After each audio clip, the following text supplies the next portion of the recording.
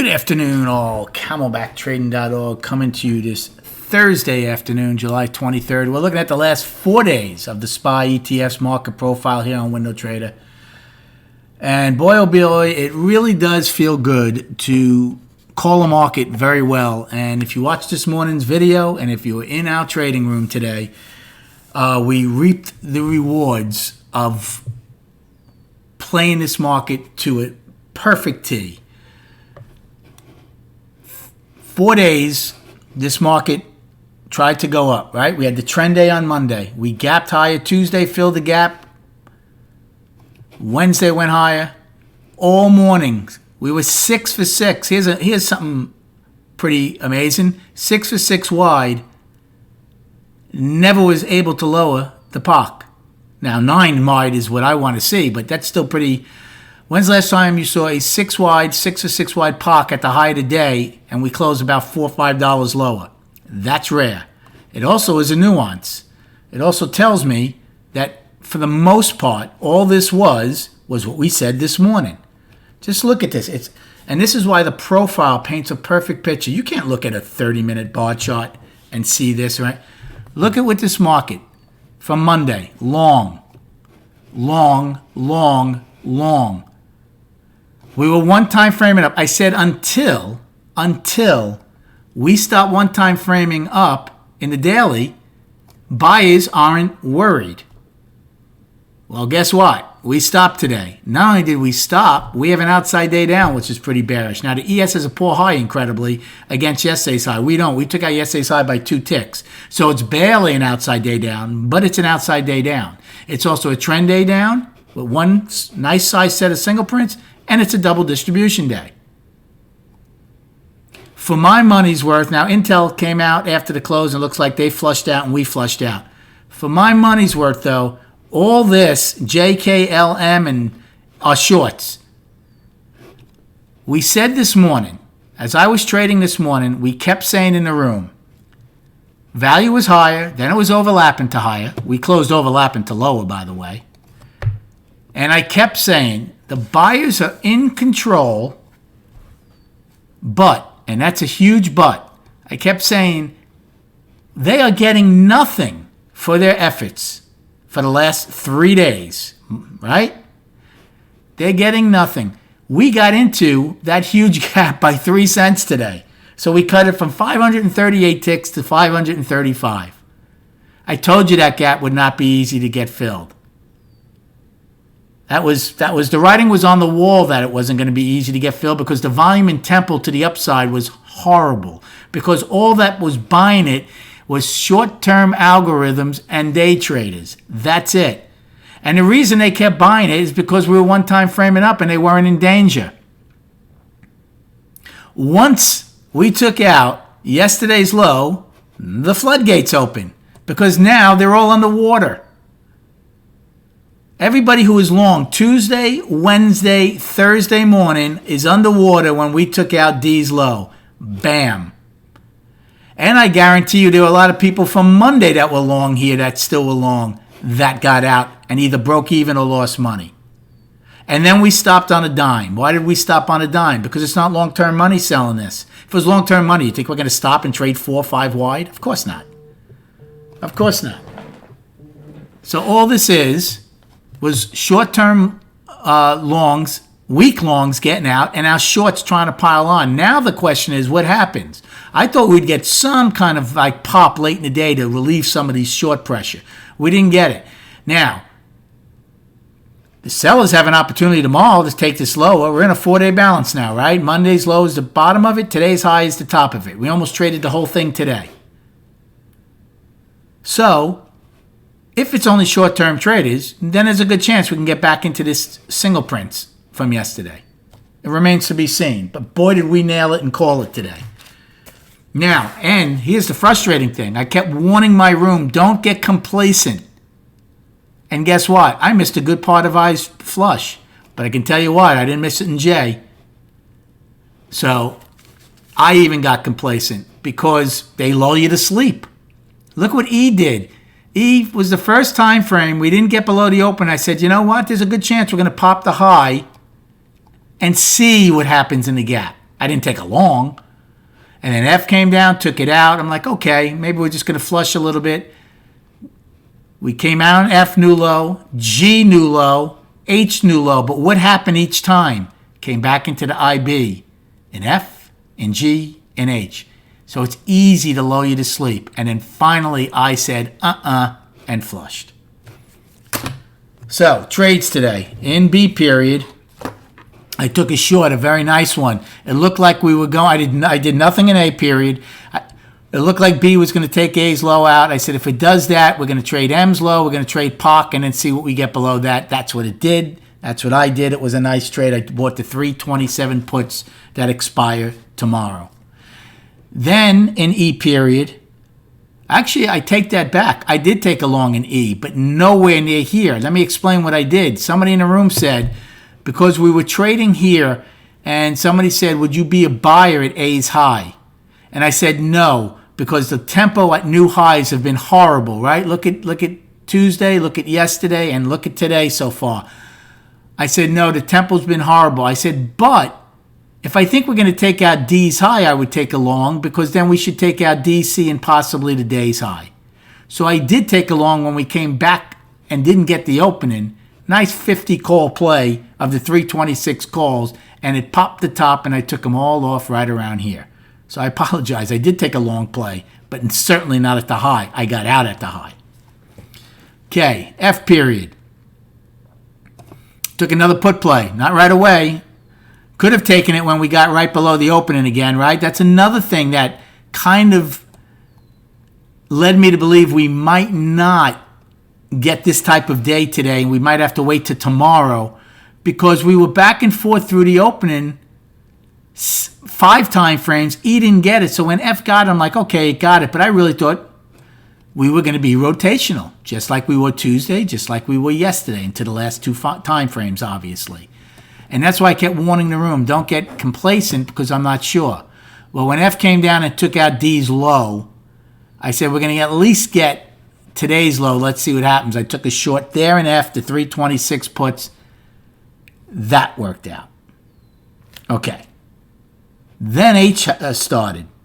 I actually took a small long, because a couple of times we pushed down, went up, got back into the IB. I thought if it's rotational, we don't know at that point. You don't know we're going trend at that point.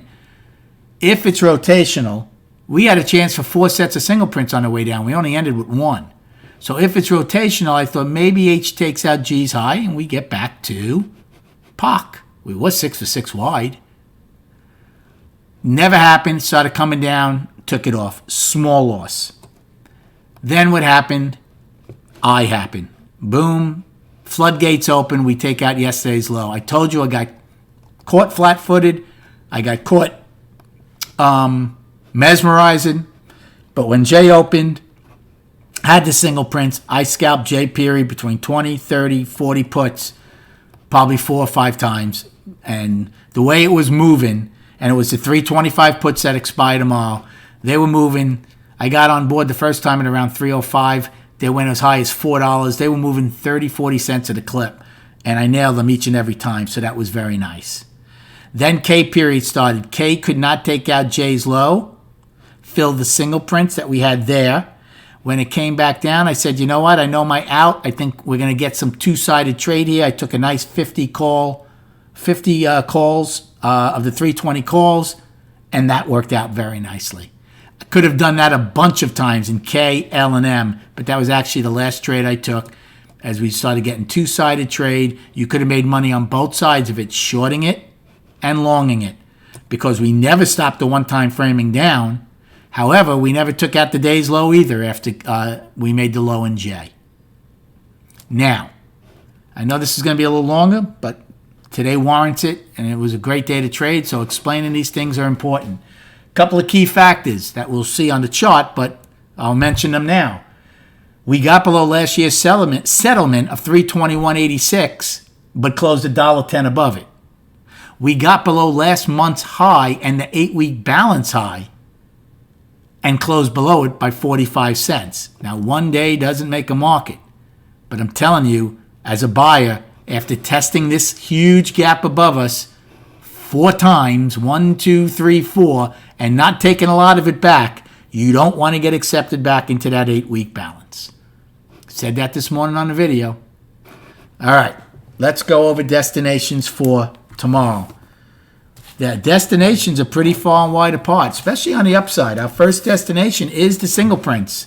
That's J's high. They start at 323.60 and get filled at H's low of 324.65, 105 ticks.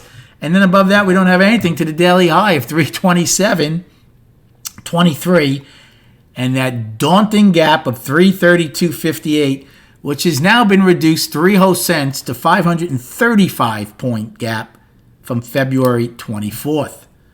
For the downside, we have today's low of 321.48. So that's $1.50 lower from where we closed. Then below that, we don't have anything to our 4-day balance low of 320.62. Remember where there were tremendous amount of buyers here on Monday with all their reference point, single prints, probes, spikes, afternoon pullbacks, all gone, all wiped out. So 320.62 daily low. Then below that, we don't have anything to 319.74 daily low.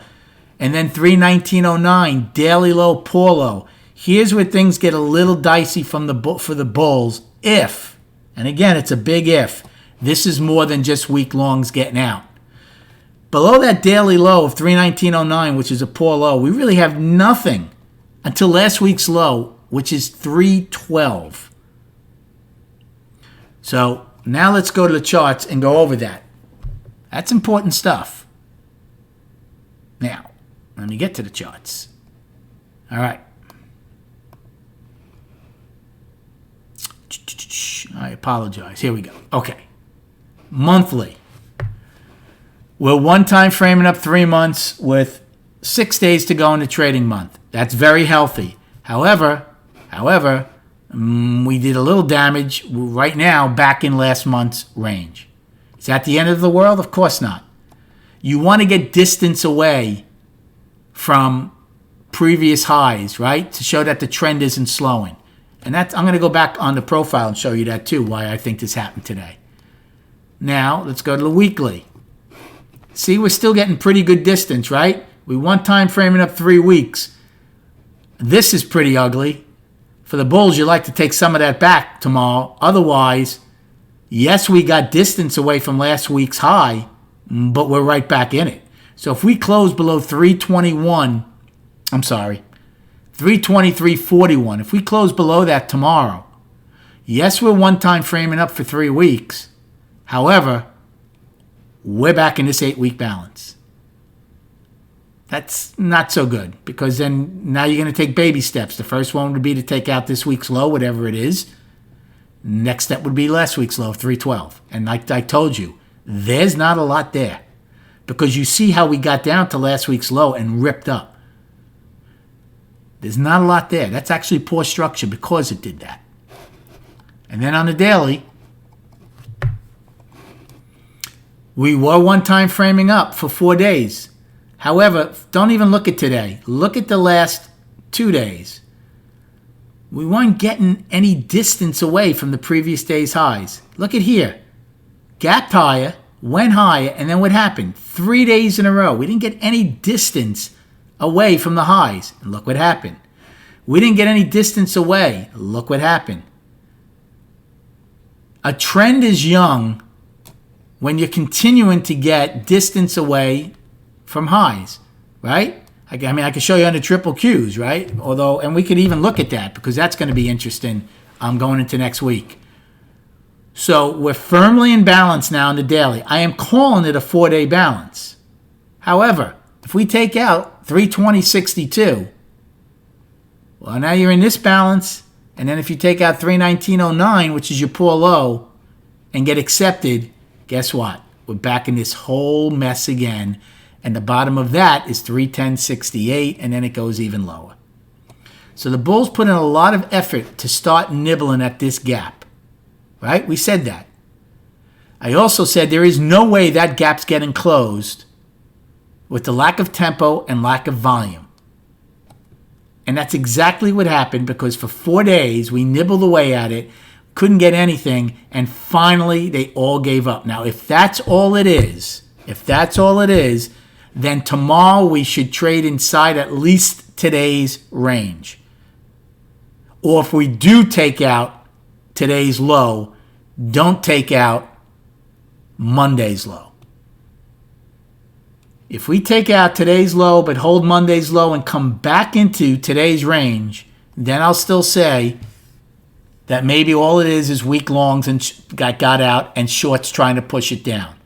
But if we get any more tempo tomorrow to the downside and take out Monday's low and close below it, that's a different story. And barely, but we had an outside day down, which is bearish.